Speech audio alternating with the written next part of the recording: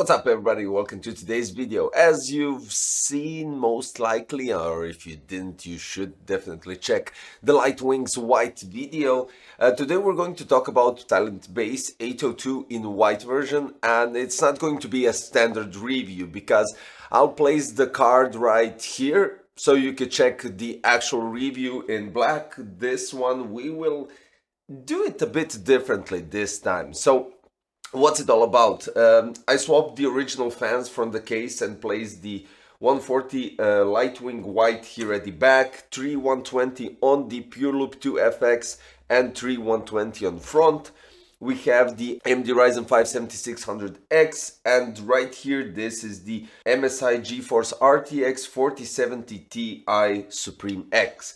And as you might have seen if you watched that video for the Lightwings, I did 3 different tests, and I did that just because we have a switch on top of the case. Now what's it all about with this case? It has a controller at the back where you can connect even 4-pin PWM fans to it, even though the controller has 3-pin DC, but the cable that runs out of the controller actually is 4-pin, so you connect it to your motherboard, and with the top part right here you can control in 4 different stages. So you have automatic, you have 1, 2 and 3.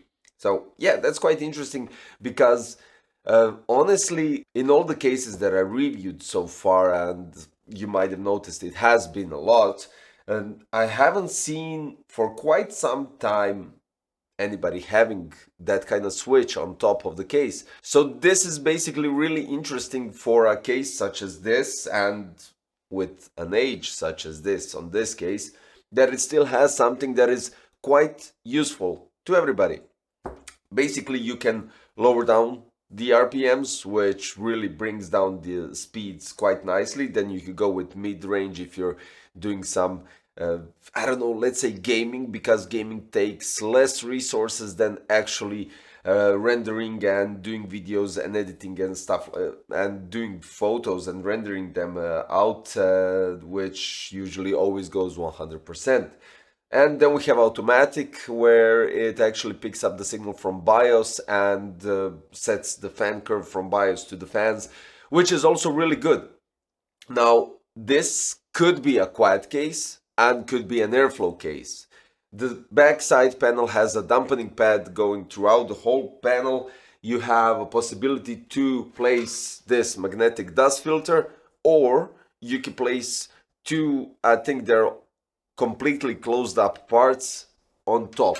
On the front you can go with this meshed front, or you can go with a closed panel. And unfortunately the side tempered glass, even though you could choose varieties of this case, you can go with side tempered glass, or you can go with a closed panel. It's all up to you to decide, and really this case gives us loads of opportunities, but I won't go into that segment describing everything that this case can basically do, because as I already stated at the beginning of the video, if you want to actually watch the review of this case and what it has on the power supply shroud, reverting the motherboard tray and stuff like that, radiator support, even though you can see it fits 360 without a problem, 420 at the, well, I said everything, 420 on the front, you can really go insane here, and the modularity of this case is completely insane.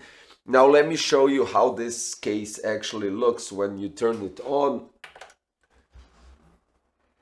Initial blow, as usual, happens, but it kind of lowers down when the operational system boots, and you get quite nice operational noise without any excessive noise, let's put it that way. So 3 on front, 3 on top, 120 Lightwings white and 140 at the back for a better exhaust, and I think that looks quite nice and solid. I wanted to go with full white, but unfortunately white cables are in another build. I don't have a white GPU, so I hope you like what I did right here, even though it's just a color scheme. There's no custom parts, no custom build and stuff like that, as already explained in a couple of other videos, but that's totally irrelevant for this one. So let's check out those tests. What I did is I used the front switch for the fans to regulate the speed of the fans. So what we have here is, as already stated, AMD Ryzen 5 7600X in AIDA 64 Extreme Edition with the S1, with the stage 1, 84 degrees Celsius, 5400 megahertz. S2, 84 degrees Celsius, 5425 megahertz. Then we go to the S3, which is the maximum speed of the fans, and you can actually hear the fans really loud. 85 degrees Celsius, which is strange, but regardless to that, the core clock goes up to 5450 megahertz. So as you pump up the fan RPMs, the clock speed goes higher, which means better results. Then the GPU went up to 64 degrees Celsius with 120 on the front fans, and I think that's alright. After all, we are having a decent GPU, well, not a decent GPU per performance, but an outstanding cooling. Decent, outstanding is still not the same, but you know what I'm trying to say. It has an outstanding cooling, that's it.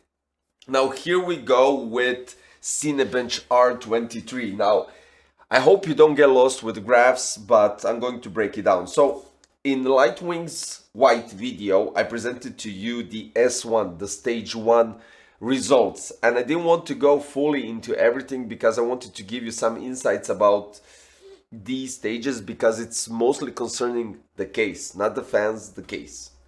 So S1, temperature is 84 degrees Celsius, maximum clock speed goes up to 5325 megahertz, and the scores go from 14,683 to maximum 14,917. Outstanding. You already seen that. Now, in stage 2, we have 84 degrees Celsius again. The clock speed is completely the same, 5325, but the scores go from 14,753 and go up to 14,925. Now, here something different happened. We have more stability during those 5 tests, and they're more equal than in stage 1. And finally, the stage 3, now this is going to be interesting, the thermals went down, which is a bit strange, but okay. It went to 83 degrees Celsius, clock speed stayed the same again, 5325 megahertz, but the score in Cinebench is really outstanding what happens. So the minimum score, the first initial score, is 14,797. The maximum score though is 14,961. So out of 5 tests, we have 3 tests going above 14,900. And I was really rooting to see if it will reach 15,000. If I ran a couple of more tests, it might have gone above 15,000. But as you can see, again, consistency stays here the same. And 3 tests really go high above, which is outstanding, because this way you can regulate the speeds, then the noise, then the thermals, without a doubt, and then the scores in, I don't know, gaming, benchmarking, synthetic benchmarking, and stuff like that. Which basically brings us to the point where this case is larger, logical, as you can see. It fits RTX 4000 series without a single problem, and this one is really huge one.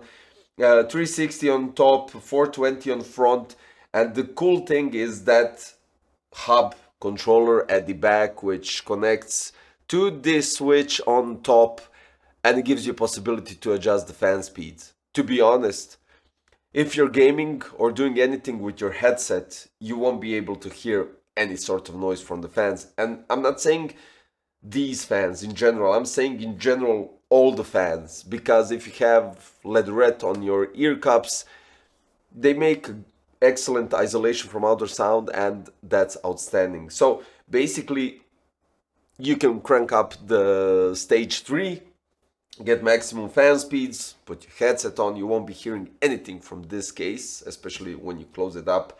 And if you decide to place the solid front panel and stuff like that, it will definitely perform much better than in stage 1, which is lower. But it all depends on you guys. It's all up to you, after all. What I would do is, most likely I would run the stage 2, which I presume it's around 75% of the RPM speeds of the fans. You get consistency.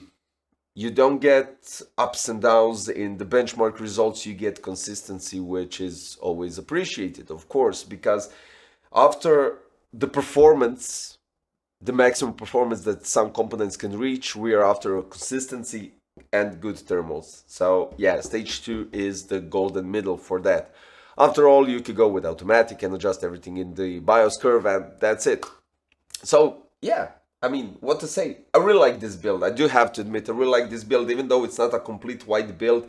It kind of goes quite nice with white, black, white, black, white, black, white, and you know, like almost monochromatic. If I shut down the RGB lights, it would definitely look something like that. But that's it. That's it. The BeQuiet silent bass 802 in white with tempered glass, fully ventilated without those solid panels. We have the light wings white as well, 120 and 140, and that's all there is to it. I'll put the links below for the silent bass 802 white, and I'll place the video for the actual review with all the details and specifications about this case at the end of the video, so you can check it out as well if you didn't click on the card immediately when I mentioned it. And of course the light wings white, don't forget to check those out as well. So guys, thank you for watching another video, another discussion, and another benchmark, which was quite interesting just because of this case. Otherwise we couldn't get those results and all those benchmarks all together. So hope you like this kind of reviews and details, which will eventually help some of you guys to decide what to go, what to check, and everything else. So if you're really satisfied and everything is to your liking, don't forget to subscribe to see the future videos, hit the like button and notification bell so you don't miss those future videos. And that'll be all for today. Thank you for watching, see you very soon, bye bye.